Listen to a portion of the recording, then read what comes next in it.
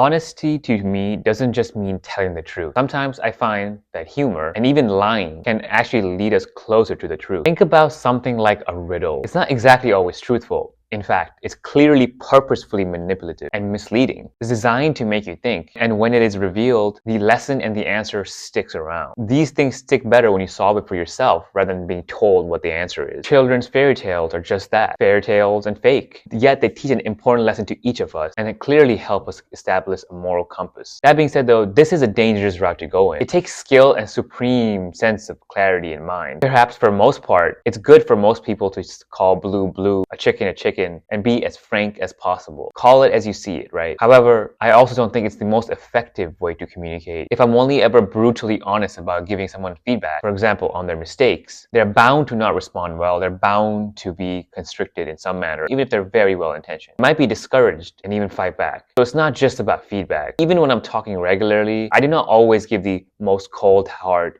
honest, frank truth. I poke fun at people. I may call them short and angry. I sometimes describe them as playfully being exactly opposite of the way they are, rage baiting them. The same thing happens to me all the time as well. I get called fat, short, dweeb, old. I don't think any of these things actually are true all the time. I definitely get rage baited, but yet it still feels right in some manner. It's definitely not the explicit truth, but there's something being implied there. There's a question there. Perhaps the question doesn't have to have an answer. Just being able to sit on that question is somehow a good place for us to figure out what truth actually means. And I think that's exactly it. These things like riddles, blatant lying sometimes, fairy tales, banter, make us ask the right question. The thing about our mind constantly likes to grapple with problems.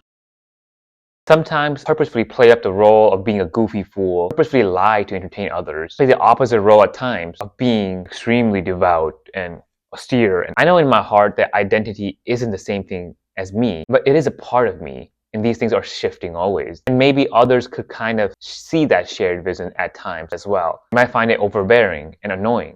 But I do think there's some sort of appeal to it regardless. It's somewhat of a shared lie to be performative, but it is in fact important. A Broadway play is a lie. A movie is a lie. In all these cases though, I do think there's some things being revealed to us that we find way more valuable than just blatant truth. The lesson, the aura of invincibility that we like to protect, the illusion that you are invincible and untouchable and won't perish in the next 20, 30 years. Here I am, fully God complex man with a pimple in my eye and a half functioning knee. Here I am thinking I'm the worst ever when others would probably sacrifice everything to be in my place. Seemingly opposite fact can be believed isn't really true by itself. Yet there are certain tools like stories, acting, and humor that can help us lead to these deeper truths.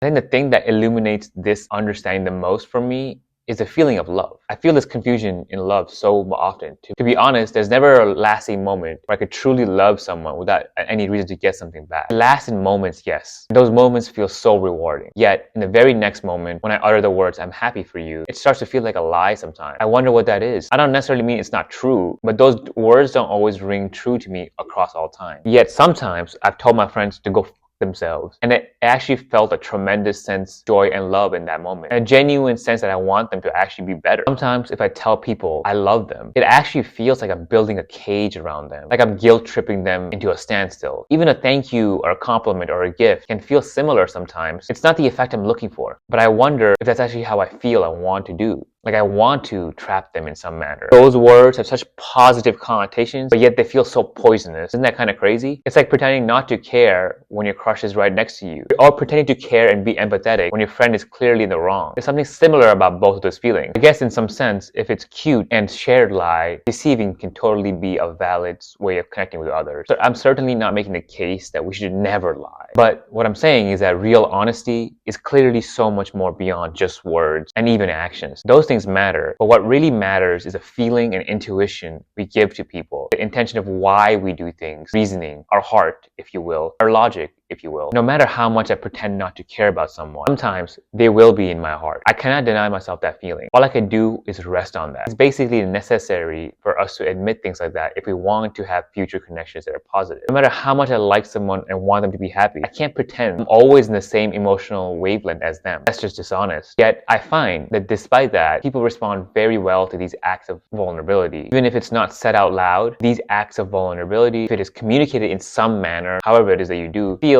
honest. Even if I say no to someone or don't fulfill their desires, that's really what honesty is about.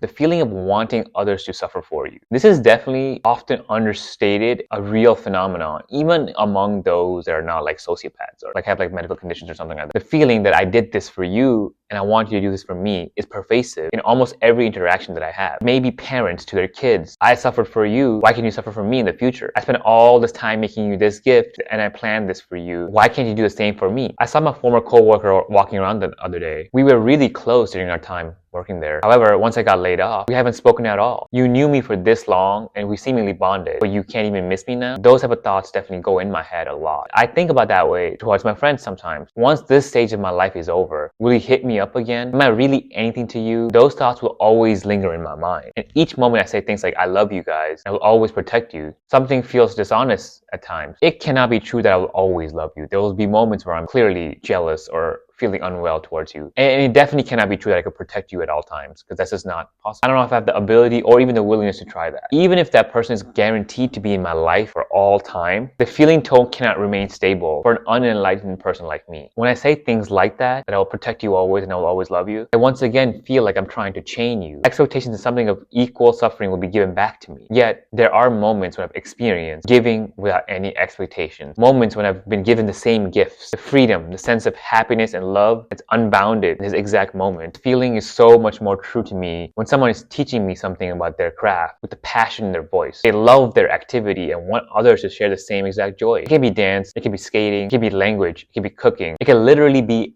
anything. I love that feeling so much. This is what I imagine a true loving relationship to be like among friends or romantically or among parents to kids. Constantly teaching each other without expectations of return. Yet, there is still a return. And when that happens, you give it right back. Love, in some sense, is an esoteric feeling like that. And real honesty lies in the heart of that interaction, in my opinion. It's honest, yes. And it's not always obvious or showing. It comes from a story, a teaching, not just language. It's not just about stating, but rather expressing. Honesty like that is very hard, and it's never obvious. Yet, it's the only thing we have going for us. What else can we really do?